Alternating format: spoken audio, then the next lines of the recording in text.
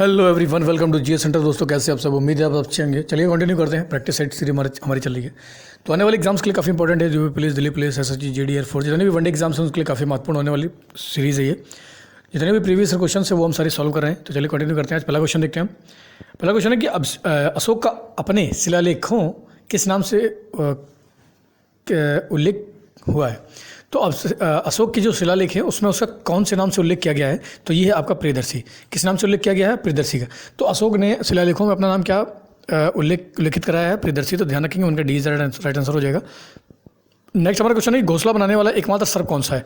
तो घोंसला बनाने वाला जो एकमात्र सांप होता है वो कौन सा है? वो आपका किंग कोबरा। टू का 20 राइट आंसर हो जाएगा। तो किंग कोबरा मात्र एक ऐसा सांप है जो घोंसला बनाता है। ठीक है, इसको ध्यान रखेंगे। नेक्स्ट हमारा क्वेश्चन है, केल्विन मान से मानव शरीर का तापमान, सामान्य तापमान कितना है? तो केल्विन बेस पे बात कर रहा है कि मानव शरीर का जो टेम्परेचर होता है वो कितना होता है। तो केल्विन के अनुसार होता है आपका 310। कितना होता है? 310। तो ध्यान रखेंगे, 3 का डी राइट आंसर हो जाएगा हमारा। आगे हम बात करते हैं कि निम्नलिखित में से किसने न्यूटन से पहले ही बता दिया था कि सभी वस्तुएं पृथ्वी की ओर आकर्षित होती हैं। तो न्यूटन से पहले किसने बता दिया था? ये बता दिया था आपका आर्यभट्ट ने। आर्यभट्ट जी ने पहले ही बता दिया था कि जो पृथ्वी है वो अपनी तरफ सारी चीज़ों को क्या करती है? आकर्षित करती है। तो इसको ध्यान रखेंगे कि किसने बताया था। ये बताया था आपका आर्यभट्ट ने। नेक्स्ट हमारा क्वेश्चन है कि नेत्र तंतु किस सिद्धांत पर काम करता है? तो नेत्र का जो तंतु है वो कौन से सिद्धांत पर कार्य करता है? वो करता है पूर्ण आंतरिक परिवर्तन पर। किस पर? पूर्ण अभ्यंतर परिवर्तन या पूर्ण आंतरिक परिवर्तन। ठीक है, ध्यान रखेंगे। 5 का डी राइट आंसर हो जाएगा हमारा। नेक्स्ट हमारा क्वेश्चन है कि निम्नलिखित में से कौन सा मिश्रित उर्वरक है? इनमें से कौन सा जो है वो मिश्रित उर्वरक है? ये है आपका एनपीके। कौन सा है? एनपीके। नाइट्रोजन, फास्फोरस और पोटेशियम। तो एनपीके जो है ना ये मिश्रित उर्वरक है, काफ़ी महत्वपूर्ण होता है पौधों के लिए। तो 6 का डी राइट आंसर हो जाएगा हमारा।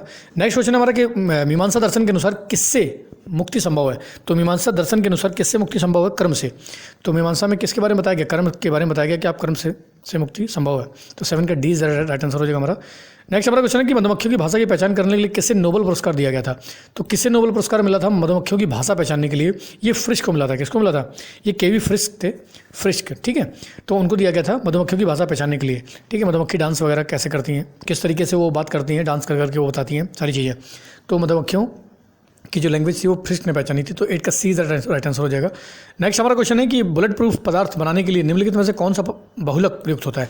तो बुलेट प्रूफ पदार्थ बनाने के लिए कौन सा बहुलक यूज़ होता है? ये होता है आपका पॉलीएमाइड। किसका यूज़ होता है? पॉलीएमाइड। तो 9 का ए राइट आंसर हो जाएगा हमारा।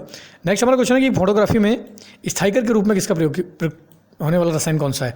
तो स्थायिकर के रूप में फोटो कॉपी जो होती है फोटोग्राफी में वो किसका यूज़ करते हैं हम? ये करते हैं हम लोग सोडियम थायोसल्फेट का। किसका यूज़ होता है? सोडियम थायोसल्फेट का हम यूज़ करते हैं फोटो कॉपी में स्थायिकर के रूप में। ठीक है, ध्यान रखेंगे इसको। नेक्स्ट हमारा क्वेश्चन है कि निम्नलिखित हार्मोनों में किसमें आयोडीन है?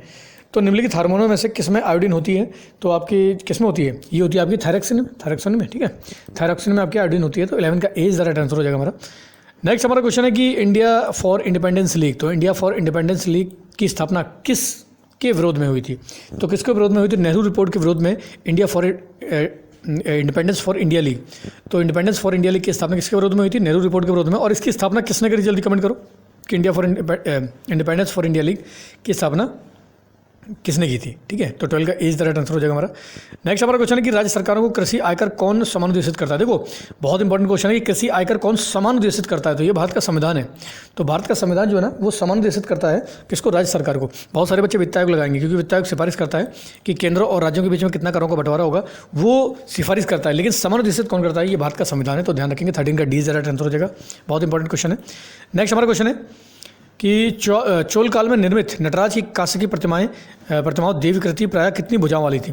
तो चोल काल में जो नटराज की कांस्य की प्रतिमाएं हुआ करती थी देवकृति वाली, वो कितनी भुजाओं वाली हुआ करती थी? ये हुआ करती थी आपकी चतुर्भुज। कितनी? चतुर्भुज। तो 14 का सी राइट आंसर हो जाएगा हमारा। नेक्स्ट हम क्वेश्चन देखते हैं कि श्रीलंका में कॉफ़ी की कृषि किस रोग के कारण बंद कर दी गई थी?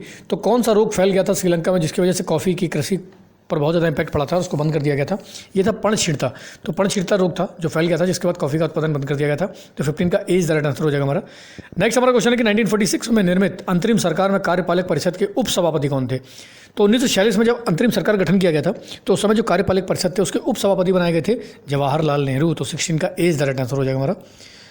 नेक्स्ट हमारा क्वेश्चन येलो केक क्या है? तो येलो केक किसे कहा जाता है? तो येलो केक कहा जाता है आपका यूरेनियम का। तो यूरेनियम ऑक्साइड को येलो केक कहा जाता है। बहुत इंपॉर्टेंट क्वेश्चन है, बहुत बार एग्जाम में इसको रिपीट किया गया, ध्यान रखना येलो केक। तो 17 का D is the right answer हो जाएगा।